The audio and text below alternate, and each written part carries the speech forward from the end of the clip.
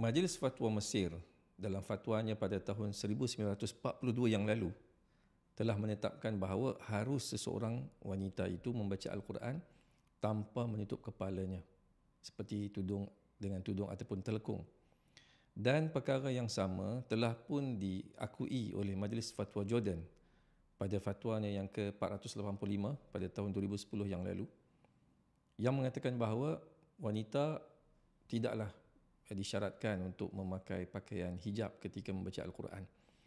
Memakai tudung ataupun telekung ketika membaca Al-Quran untuk wanita adalah sunat.